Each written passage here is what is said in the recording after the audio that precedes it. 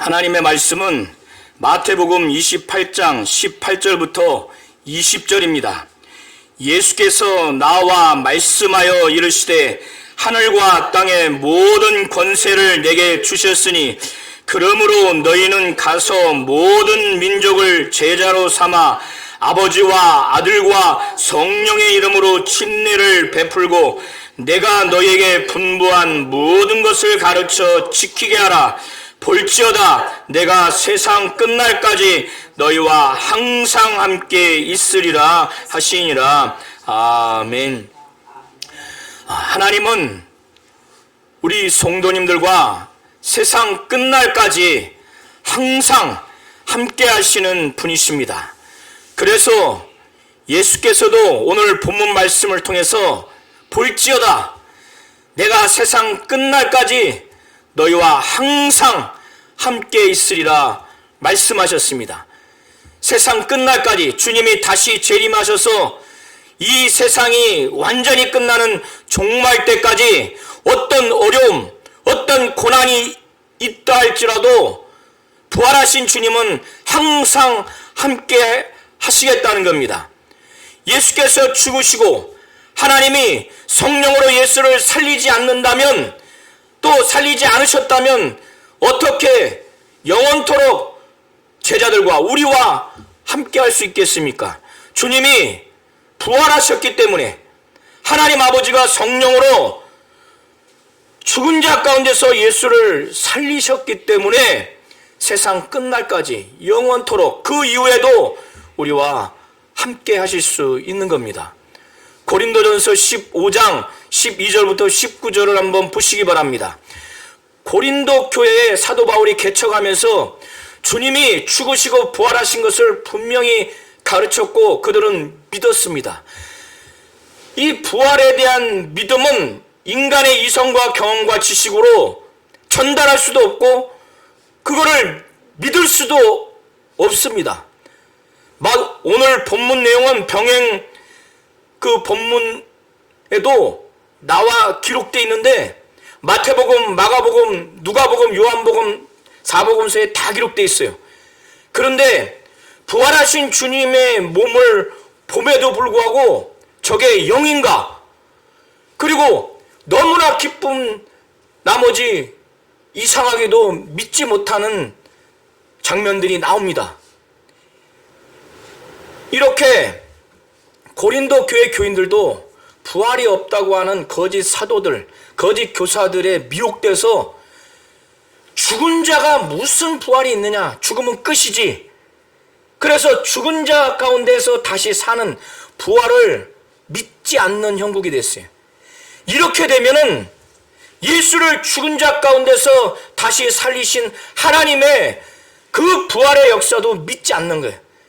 예수가 죽은 자 가운데서 부활하셨다고 하는 것도 믿지 않는 겁니다.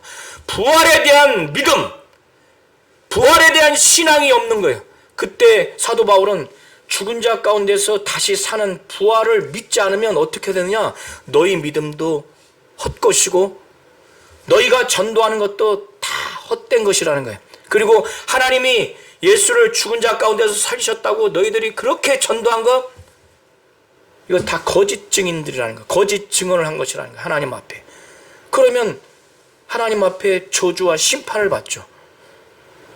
그리고 하나님을 거짓말장애로 만드는 거예요. 그래서 먼저 그렇게 순교당하고 고난당해서 예수 안에서 죽은 잠자는 자들도 다 망할 수밖에 없다는 거예요. 이렇게 부활의 신앙을 가르쳤음에도 불구하고 거짓 선지자들, 거짓 사도들이 나와서 무슨 부활이 있어, 죽으면 끝이지, 순간에 미혹될 수가 있는 겁니다. 그리고 이 부활의 신앙을 믿지 않으면 이거는 이 세상만을 바라보고 잘 먹고 잘 살고 기복적인 신앙 종교로 전락하는 거예요.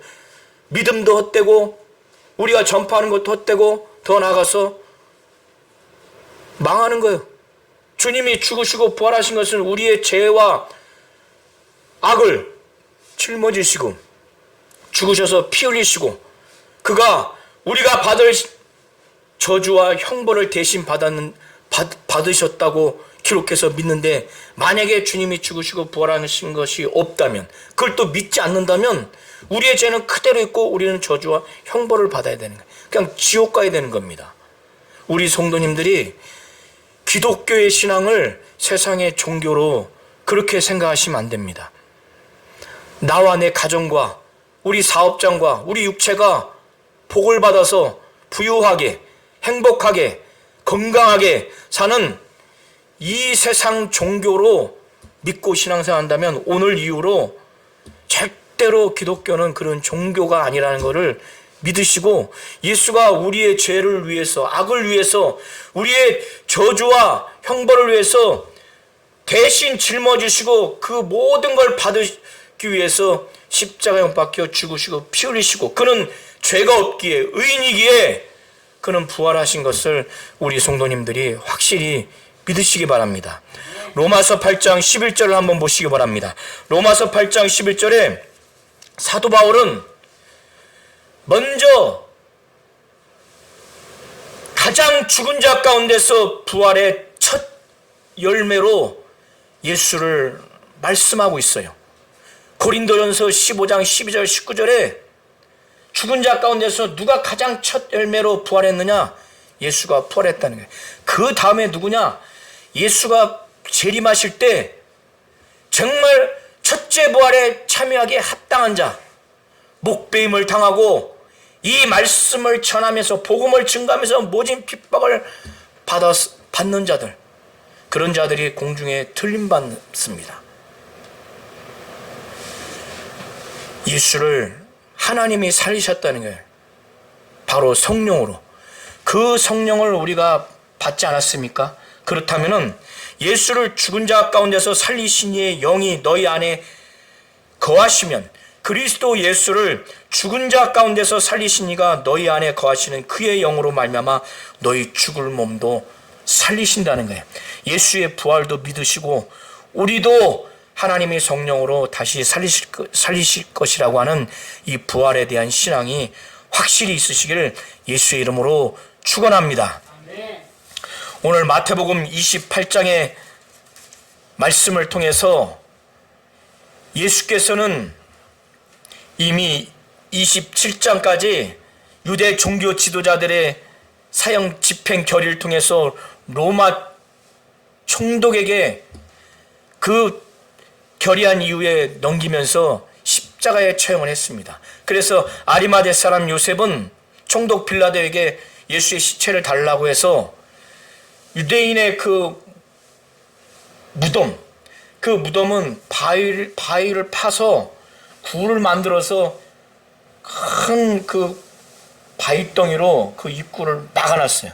그래서 예수의 시신을 거기에 안치시키고 향품을 그 안에 남겨놨습니다. 그런데 마태복음과 마가복음, 누가복음, 요한복음에 이 내용은 동일하게 기록되어 있는데 마태복음에만 기록된 내용이 있고 이 나머지 세 복음서에 기록된 내용이 시점과 내용들이 조금씩 다릅니다. 그래서 제가 종합해서 말씀을 드릴 테니까 잘 이해하시기 바랍니다. 예수께서는, 하나님은 이 천사들과 이 예수를 통해서 이 예수의 죽으신 다음에 부활을 이 여인들과 그리고 이 제자들에게 이것을 전달하게 하고 이것을 확실하게 체험토록 그렇게 합니다. 하나님이 먼저는 이 천사들을 통해서 하나님의 이 부활, 예수의 그 부활하신 이 내용을 천사들을 먼저 통해서 그것을 듣게 하시고 그 증거를 보여주시고 그 다음에 예수를 통해서 그것을 확실히 많은 증거를 보여주시는데, 그래서 우리 성도님들이 천사의 존재를 인정하셔야 돼요. 천사의 존재조차도 인정하지 않으면 주님의 부활을 또 믿지 못하는 결과가 될 수가 있습니다. 여러 여인들과 그 중에 막달라 마리아와 야고보와 또 야고보의 어머니 마리아, 그 다음에 살로메, 구사의 아내 요한나, 이 여인들이 새벽 일찍 안식 후 첫날 새벽 일찍 동이 트기 전에 그들이 미리 향품을 사두었어요. 이 향품을 예수의 시신에 바르려고. 향품을 예수의 시신에 바른다고 하는 것은 정말 예수를 사랑하기 때문에, 정말 그에 대한 헌신하는 마음, 경의하는 마음이 있기 때문에 이 예수 그 향품을 미리 사두었다가 그걸 바르려고 한 거예요. 이 여인들이 새벽같이 동이 트기 전에 그 무덤가로 간 거예요. 그 무덤은 이미 요셉이, 아리마대 사람 요셉이 그 무덤에 안치한 그 장소를 이 여인들이 알고 있었어요. 그런데 가면서도 이 바위가 어마어마하게 크기 때문에 여인들이 많다 할지라도 이걸 옮길 수가 없어요. 그러니까 서로서로 이걸 누가 옮길 수 있는가 고민하는데, 이들이 너무나 그 충격적이고 무서운 장면을 보게 됩니다. 그 무덤가에 갔는데 천사가 하늘로부터 쭉 내려오는데, 이 천사가 번개 형상을 갖고 있어요. 그리고 옷이 흰눈같이 허여요. 천사가 내려오기 때문에 큰 지진이 일어납니다. 지금 마태복음 28장 그 2절부터 3절의 내용에 큰 지진이 일어났는데, 원어의 의미는 천사가 내려오기 때문에 지진이 일어난다는 거예요. 그렇게 기록되어 있어요. 그런데 이 지금 예수의 시체를 지키던 자들은 누구냐? 로마 군병들입니다.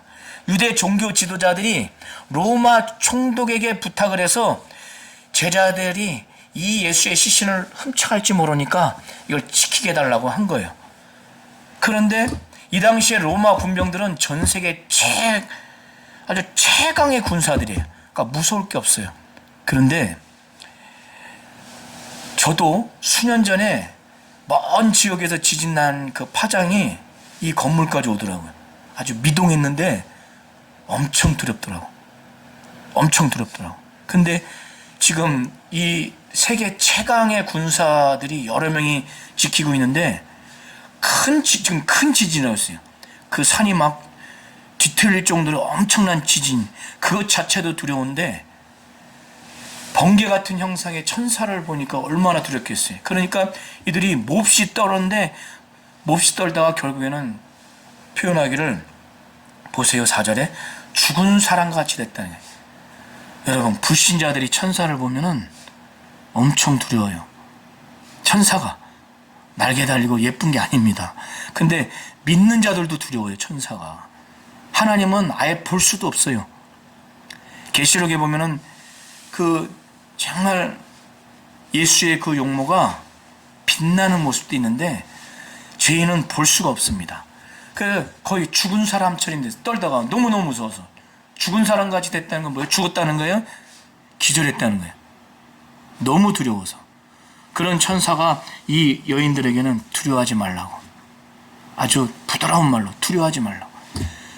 그런데 너희들이 지금 십자가에 못 박힌 죽은 예수를 찾는 줄을 내가 안다. 너희가 그 예수를 찾는구나. 그러면서 책망을 해요. 살아있는 자를 죽은 자 가운데서 찾느냐.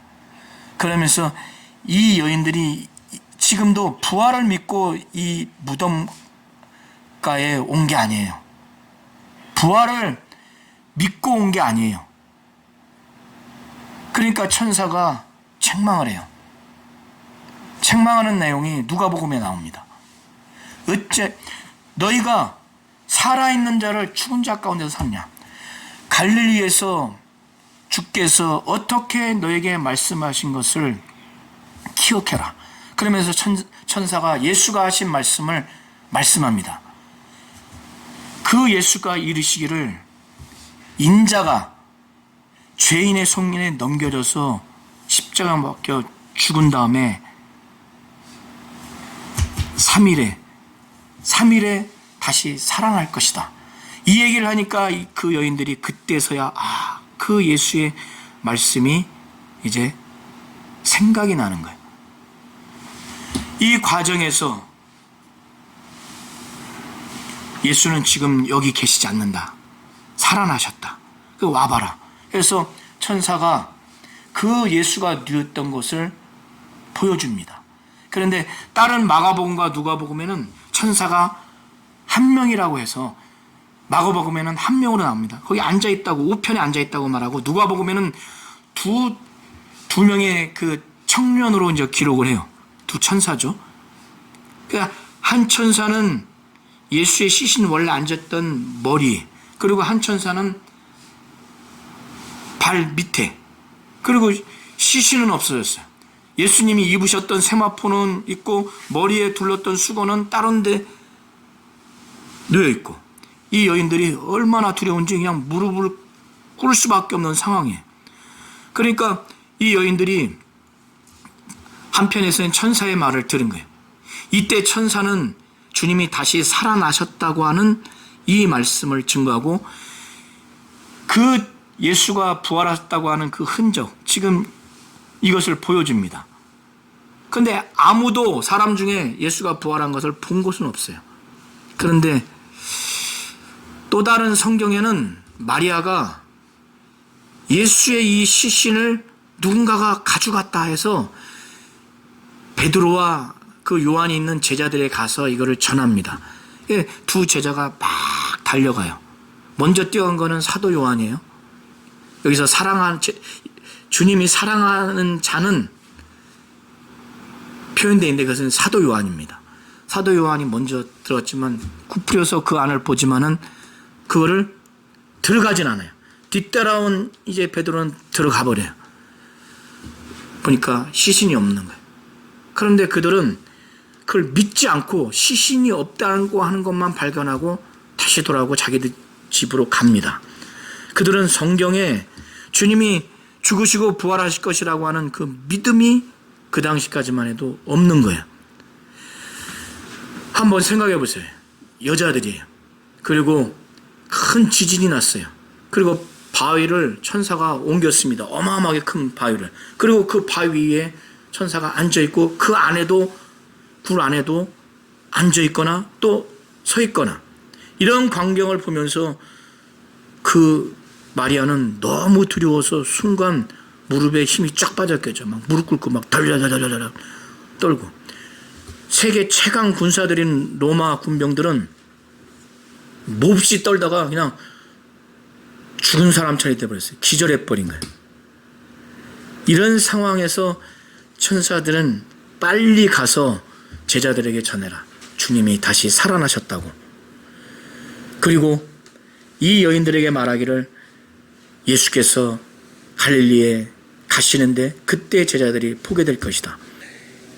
천사들이 빨리 가서 제자들에게 예수가 죽은 자 가운데서 살아나셨고 너희보다, 제자들보다 먼저 갈릴리로 가시나니 거기서 너희가 배우리라. 그러니까 이렇게 전달하라는 거예요.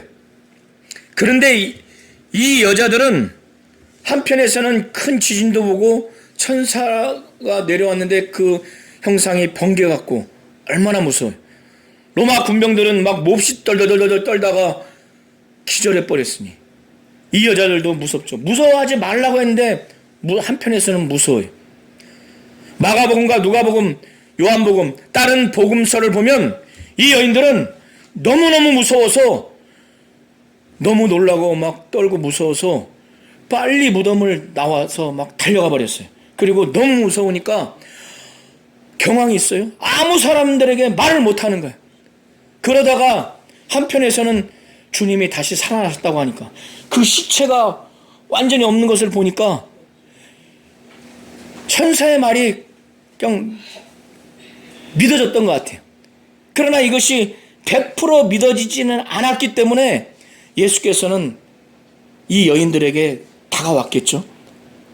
그래서 한편에서는 너무 무서워하는 마음이 공존했고, 한편에서는 천사의 주님이 살아나셨다고 하는 것, 그리고 예전에 갈릴리에서 예수께서 말씀하셨던 그 말씀을 대신 말해서, 그때 예수께서 말씀하셨지, 인자가 죄인의 손에 넘겨져서 십자가에 죽임을 당하고 3일에 살아나리라고 하는 이 말씀을 천사가 말해서 그 말씀이 생각난 거예요.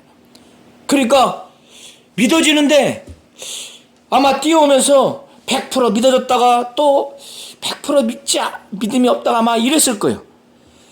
이런 상태에서 제자들에게 부활의 소식을 100% 전할 수 있겠어요? 확신을 갖고. 그러니까 아마도 예수께서는 하나님은 천사를 통해서 주님의 부활하심을 이 여인들에게 그 증거를 보게 했고 말씀을 다시 기억하도록 천사가 예수의 말씀을 다시 들려줬고 주님이 다시 살아나셨다. 이걸 가서 전해라. 그리고 갈릴리로 가라. 거기서 주님을 배우리라. 그가 먼저 너희보다 갈 것이다. 이걸 듣게 하셨어요. 증거를 보여주셨어요. 그런데 하나님은 예수를 통해서 더 확실하게 부활한 그 몸을 보이도록 그렇게 한 겁니다. 그래서 여인들에게 두려워하고 기뻐하는 마음이 큰 기쁨이 공존하는 그들에게 평안하냐 그러면서 두려워하지 말라고. 그런데 이 여인들이 부활하신 주님을 보니까 이제 그 죽으시기 전에 성육신한 그 몸을 갖고 있는 예수의 그 느낌이 아닌 거예요. 그때 이 예수의 느낌은 부활하신 몸을 보았고 여기서 보면은 발을 붙잡았죠. 그 발을 붙잡았어요. 그리고 경배했어요. 왜? 부활하신 예수와 그 부활하기 전에 성육신한 그 예수는 느낌이 다른 거예요. 그래 도마가 그 부활하신 그날 저녁에 유대인들이 두려워서 문을 꼭꼭 잠근 상태에서 제자들이 모인 그곳을 뚫고 예수가 들어와서 너희들에게 평안할지어다 하면서 예수 자신의 그 부활하신 몸을 그대로 보여줬어요. 손에 못자국, 이 옆구리에 창자국을. 그러니까 그들이 너무 기뻐요. 그들이 맨 처음에는 이게 영인가?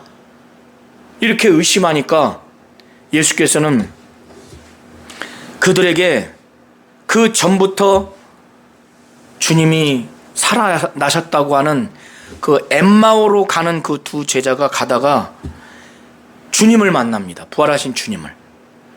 그 주님을 만난 그 두 제자들의 말을 믿지 않아요. 그리고 이 여인들의 말도 믿지 않아요. 베드로도 부활한 예수를 만난 것을 믿지 않아요. 그때 예수께서 막 꾸짖어요. 이 믿음이 없고 마음이 완악한 그들을 향해서 꾸짖어요. 그리고 미련하다고 합니다. 선지자의 그 말을 더디 믿는 자요 하면서 미련하다고 해요. 부활하신 그 주님을 믿지 아니하는 이 제자들 향해서 주님이 어떻게 책망을 하냐면 미련하다고 해요. 미련하다고. 그리고 선지자들이 한 말, 주님이 죽으시고 부활하실 것이라고 하는 예언한 것들을 더디 믿기는 믿는데 더디 믿는 것을 책망을 하세요. 믿음이 없고 마음이 완악한 것. 예수의 그 부활하신 것을 목격한 여인들과 베드로의 말, 또 엠마오로 가는 두 제자의 그 말을 믿지 아니하는 제자들을 향해서 아주 책망을 합니다. 그리고 부활하신 주님을 보고 야 이게 영인가? 부활한 자신의 몸을 증명하기 위해서 생선 한 토막을 직접 드세요. 이렇게까지 하면서 부활을 증명합니다. 그러면 우리 성도님들도 이들과 같이 직접 보지는 않았지만은 보지 않더라도 이 부활을 믿으셔야 됩니다. 여러 제자들 가운데 왔을 때 예수께서 자기의 그 창자국, 손에 못자국을 보여주니까 너무 기뻐서 믿었어요. 근데 그 자리에 도마가 없었던 거예요. 도마가 없는 상태에서 나머지 10 제자들이 우리가 주님을 봤다 하니까 이 도마의 반응은 내 손가락으로 그 못자국을 내가 직접 넣어보고 내 손으로 그 옆구리에 창자국에 넣어보지 않으면 나는 믿지 않겠다. 이렇게 말해요. 그런데 그로부터 8일이 지난 다음에 또다시 제자들이 모인 자리에 예수께서 나타나셔서 디두모라고도 합니다. 디두모 도마에게 나타나서 내 손가락으로 내 못자국을 봐라. 그리고 내 손으로 내 옆구리에 넣어봐라. 그리고 믿음이 없는 자가 되지 말고 믿음이 있는 자가 되라. 그리고 난 후에 이제 도마가 이쯤 되면 믿지 않겠어요? 그때 부활하신 주님을 봤을 때 도마가 고백하는 고백이 뭐냐면 나의 주님이요 나의 하나님이라고. 그러면서 예수께서 말씀하시기를 너는 본고로 믿느냐 보지 않고 믿는 자는 복되다고 이렇게 말씀하세요. 우리 성도님들이 이렇게 제자들과 이렇게 여인들과 특별히 이렇게 도마가 주님의 부활을 믿지 않았을 때 더 나아가서 그걸 직접 봤음에도 불구하고 이거 영인가? 너무나 기쁜 나머지 의심을 했어요. 이렇게 보고 믿은 사람도 믿음이 있지만은 예수의 말씀은 도마를 향해서 내가 본고로 믿느냐? 내가 내 이 옆구리의 창자국, 내 손의 못자국을 내가 봄으로 믿느냐? 보지 않고 믿는 자들은 복되다고 하는 겁니다. 저와 우리 모든 성도님들은 기록된 말씀을 의지해서 구약의 말씀뿐만 아니라 이렇게 마태복음, 마가복음, 누가복음, 요한복음을 통해서 이미 예수의 부활하심을 기록하고 있지 않습니까? 이 기록한 내용을 우리가 믿고 주님의 부활을 믿는다면 예수는 크게 복되다는 거예요. 저와 우리 모든 성도님들은 예수의 부활하심을 기록된 말씀을 성령의 감동으로 우리 성도님들이 다 믿으시기 바랍니다. 꼭 믿으시기 바랍니다. 그것이 복된 자라는 거예요. 이렇게 주님의 그 부활을 목격한 도마는 이전에 예수님의 그 느낌이 아닌 거예요. 그러니까 당연히 나의 주님이요 나의 하나님이라고 이렇게 고백한 거예요. 그때 예수는 왜 나한테 주님이라고 말하냐? 왜 나에게 하나님이라고 말하느냐? 이걸 책망하지 않았어요. 그걸 당연한 믿음으로 받는 거예요. 그러니까 여인들이 이 발을 잡고 경배한 것은 이전 예수와 다른 거예요. 정말 도마와 같이 주님이고 하나님이라는 그 느낌, 그 믿음으로 경배한 겁니다. 그래서 예수께서 무서워하지 말라. 무서워하면은 어떻게 주님의 부활을 증거할 수 있겠어요? 이게 공존하면은. 그래서 제자들에게 그들에게 갈릴리로 가라고 하라. 그리고 거기서 나를 보리라. 여자들이 이렇게 제자들에게 막 갈 때 그 벌벌벌 떨면서 막 거의 죽은 사람 같이 된 기절했던 사람 중에서 이제 정신 차리고 일어났어요. 그들 중에 일부가 이제 어떻게 되냐면 이 시신이 없어졌잖아요. 그러면 빌라도 총독이 이 군병들을 가만 내주지 않습니다. 그걸 지켜야 되는데 그 시체가 없어졌잖아요. 그러면 사도행전에 보면은 그 사도들이 옥에 있을 때 하나님이 천사를 통해서 베드로를 옥에서 나오게 했잖아요. 그때 그들이 막 자결하려고 그랬어요. 왜? 죄수를 그들을 지키지 못하면은 사형당할 걸 알기 때문에 스스로 자결하려고 한 거야.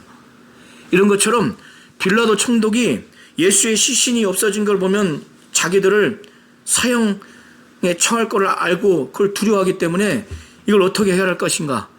그래서 아마 대제사장들에게 간 것 같아요. 그래서 여인들은 이제 제자들에게 막 가는 중에 이 경비병 중에 일부가 대제사장에 가서 자기들이 겪은 걸 다 말합니다. 큰 지진이 나고 천사가 하늘에서 내려오는데 번개 같은 형상을 갖고 흰 옷을 입고 그 천사들이 말하고 자기들은 너무 두려워서 그냥 기절해버렸다. 그러니까 대제사장들이 이 얘기를 들으니까 사실로 보고하니까 그 사실은 받아들여지는 거예요. 그런데 예수의 부활을 대제사장들이 믿겠어요? 사실로 받아들이는데 그걸 안 믿어. 오히려 그걸 왜곡합니다. 유대 사회에 이 부활한 것이 전달되면 안 되니까 장로들을 모여서 유대인의 사내들인 공회가 회집돼서 고민합니다. 그래서 결론 내리기를 경비병들이 자는 가운데 제자들이 그 시신을 훔쳐갔다고 이렇게 모의를 합니다. 그런데 경비병들은 주님의 부활을 믿는 자들이잖아요. 체험했잖아요. 그런데 한편에서는 그걸 말하게 되면은 누가 그거를 또 믿겠어요? 총독이나. 자기들은 사형에 처하니까. 그러니까 대제사장들과 장로들의 논의한 그 내용을 자기들도 살기 위해서 그걸 받아들이는 거예요. 그런데 이 사실을 사실대로 말하지 못하게끔 대제사장들은 돈을 많이 줘야 거짓된 자기들의 말을 전하지 않겠어요? 그러니까 많은 돈을 주고 난 다음에 이렇게 말해라.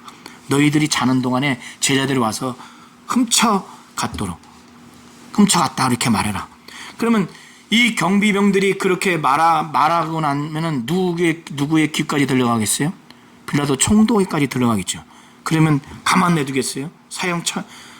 처형을 하겠죠.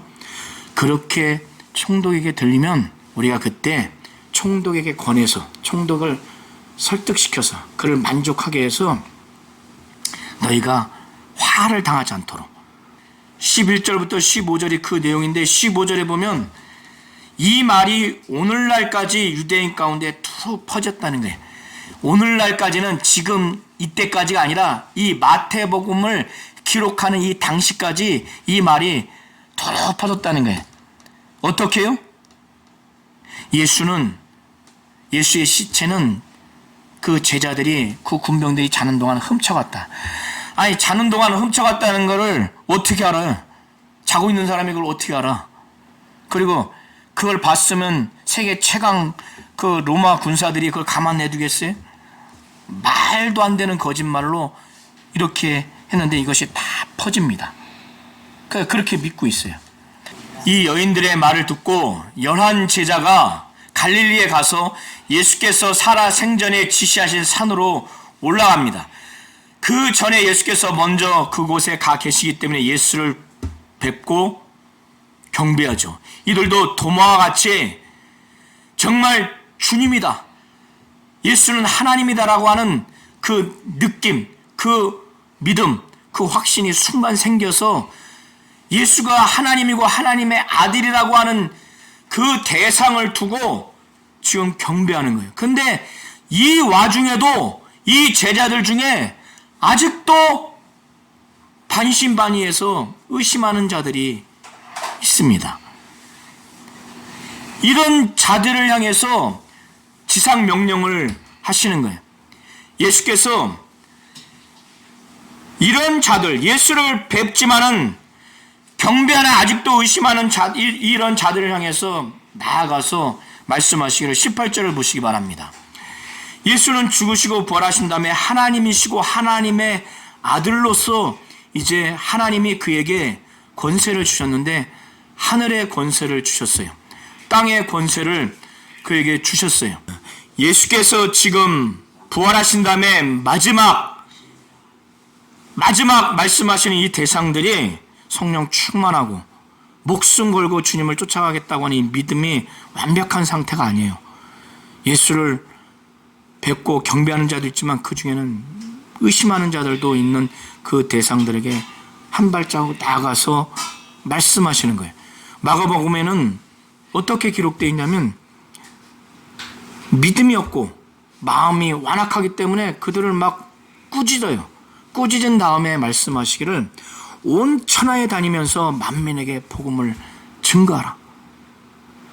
그 복음을 증거하면 그 너희들의 그 말씀을 듣고 믿는 자들이 생기면 100% 순수한 믿음을 받아들인 자들에게는 어떤 표적이 나타나냐면 어떤 이 너희들의 복음을 듣고 100% 믿는 자들이 나타나면 그 믿는 자들에게 어떤 것이 나타나냐면 내 이름, 예수의 이름으로 귀신을 쫓는다는 거예요.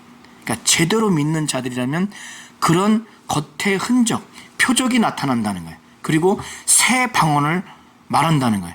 뱀을 집어 올리고 무슨 독을 마실지라도 해를 받지 않고 병든 자에게 손을 얹은 즉 낫는다고 이 말씀을 하시는 거예요. 그러면 예수의 이 말씀을 무시하면 안 됩니다.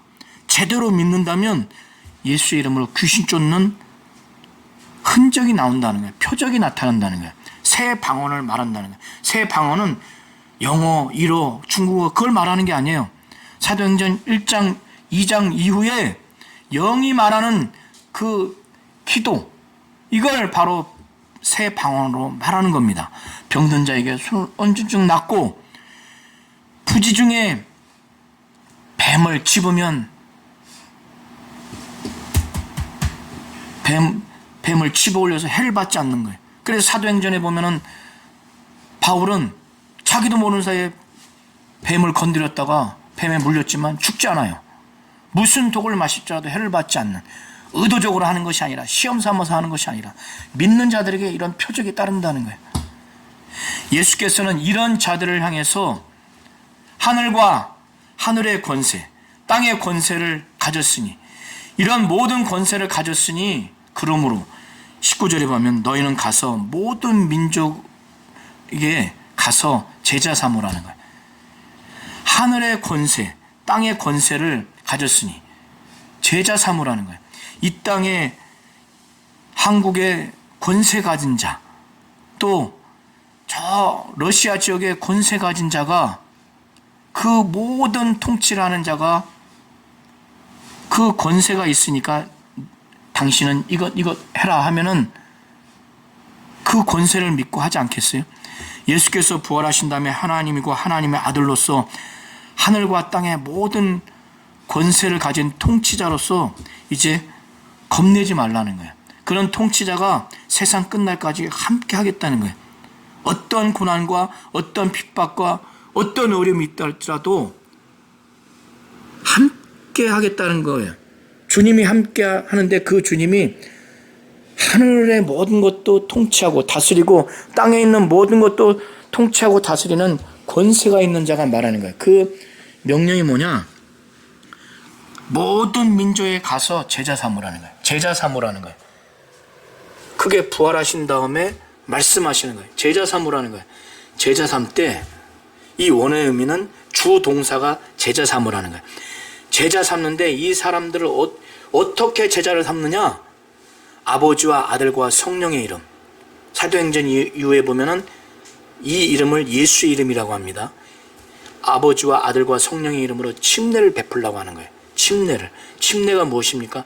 형식적으로 베풀라는 것이 아니라 확실히 믿게 하고, 이 믿는 자들이 예수의 이름으로 귀신 쫓고 병든 자에게 손을 좀 낫게 하고 뱀을 집어 올리고 무슨 독을 마실지라도 해를 받지 않냐고 새 방언을 말하는, 영의 기도를 하는, 이러한 모든 것들이 제대로 100% 믿는다면 이런 것들이 나타난다는 거예요. 이런 자들 100% 믿어지는 이런 자들에게 예수의 죽음과 예수의 부활을 확실히 믿고 그것을 연합하면서 신앙생활 하도록, 주님의 죽음과 같이 옛사람이 장사되고 주님이 부활하신 것처럼 자기 자신도 예수의 생명, 하나님의 생명으로 부활할 것이라고 하는 이 믿음의 고백을 일평생 살아가도록 침례를 베풀려고 하는 거예요. 바로 아버지와 아들과 성령의 이름으로. 그리고 난 다음에 뭐예요? 예수께서 제자들에게 살아 생전에, 죽으시기 전에 제자들에게 분부한 것, 여기서 분부한 것은 명령한 거예요. 내가 너희들에게 명령한 것, 사도들에게 명령한 것이라 할지라도 하나도 빼지 말고 그걸 다 가리키라는 거예요. 지키도록. 평신도라고 빼지 말고 내가 너희들에게 분부하여 가르친 것들, 그거를 지키도록 그렇게 하라는 거예요. 그래서 제자를 삼때 아버지와 아들과 성령의 이름으로 침례를 주고, 또 내가 너에게 분부한 명령한, 그래서 너희들이 그것을 막 지키려고 하는 그것들을 다른 사람도 그걸 지키도록 가르치라는 거예요. 침례를 주고 가르치라는 거예요. 이렇게 하면서 제자를 삼으라는 거예요. 이렇게 말씀한 끝에 예수는 이렇게 살아가 주기를 바라고, 하늘과 땅의 모든 권세를 내가 가졌으니, 하늘과 땅의 모든 통치자가 나니까 어디를 가든지 모든 민족으로 가서 제자 삼으라는 거예요. 제자 삼 때 침례를 주고 예수의 죽음과 예수의 부활에 확실히 그거를 믿고 연합해서 부활을 사모하도록 아버지와 아들과 성령의 이름으로 침례를 베풀고, 그리고 내가 너에게 명령한 분부한 모든 것을 가르치되 지키기 위해서 가르치라고 하는 거거든요. 침례를 주고 가르치면서 제자 삼으라는 거예요. 이게 부활하신 주님의 마지막 명령인 거예요. 우리 성도님들이 이걸 잘 하셔야 돼요. 이런 제자들이 명령을 확실히 소명과 사명을 받는 것을 전제로, 이런 제자들을 전제로 볼지어다 내가 세상 끝날까지 너희와 항상 함께 있으리라, 이렇게 한 거예요. 이 세상에서 잘 먹고 잘 살고 행복하고 건강하라고 하는 제자들을 대상으로 볼지어다 내가 세상 끝날까지 너희와 항상 함께 있으리라, 이렇게 하신 게 아니에요. 제자 삼으라고 침례 베풀면서 내가 너에게 분부한 모든 것을 가르쳐 지키게 하라고. 그래도 이 평신도인데, 아니, 내가 너에게 가르친 것, 명령해서 가르친 것 하나도 빼지 말고 가르치라는 거야. 뭐 때문에 가르치라는 거야? 지키게 하기 위해서 가르치라는 거야. 이렇게 하면서 제자 삼으라고. 너희가 이렇게 한다면, 이렇게 하는 너희에게 볼지어다 내가 세상 끝날까지 항상 함께 있으리라고 하는 거예요.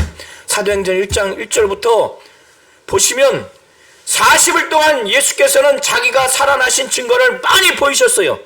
그리고 난 다음에 부활한 예수를 보았으니 생선을 드시고 옆구리에 창자국, 손에 못자국을 보여줬으니 얼마나 확신했겠어요. 당장이라도 예루살렘을 떠나서 사마리아와 땅끝까지 이르러서 예수는 부활하셨다, 이걸 증거하고 싶은 마음이 막 뜨거웠을 거예요. 그러나 예수는 그렇게 해봐야 인간의 경험과 지식과 본 것은, 오감은 며칠을 가지 못하는 걸 알기 때문에 내가 너에게 분부한 말한 것, 아버지의 약속하신 것을 받기 전까지는 떠나지 말라. 예루살렘을 위로부터 능력을 입을 때까지는 떠나지 말라. 성령이 너에게 임하시면 너희가 권능을 받고 예루살렘과 온 유대와 사마리아와 땅끝까지 이뤄 내 증인 되리라. 성령을 의지해서 이 부활을 증거하도록 가만히 있으라고 한 거예요. 그래서 그들이 전심전력을 해서 500명이 모였지만 나중에 120명만 성령을 받고 나서 그 다음에는 막 주님의 부활을 사도행전 이후에 증거했습니다. 이 성령을 우리 성도님들이 받으셨죠. 그러면 예수가 죽은 자 가운데서 살리신 것을 확실히 믿으시고 그 성령으로 하나님이 우리를 살리실 것이라고 하는 이 부활의 신앙을 확실히 가지시기를 예수의 이름으로 축원합니다. 하나님은 우리와 항상 함께 하시는 분이세요. 예수는 부활하신 주님이시기에 세상 끝날까지 제자들뿐만 아니라 우리와 항상 함께 하실 것입니다. 이렇게 부활하신 주님이 지금도 보좌 우편에서 우리를 위해서 간구하시고 성령도 우리 안에서 말할 수 없는 탄식으로 하나님 뜻대로 간구하기에 그렇게 신앙생활 하신다면 하나님이 예수를 성령으로 살린 것처럼 우리도 성령으로 살리실 것입니다.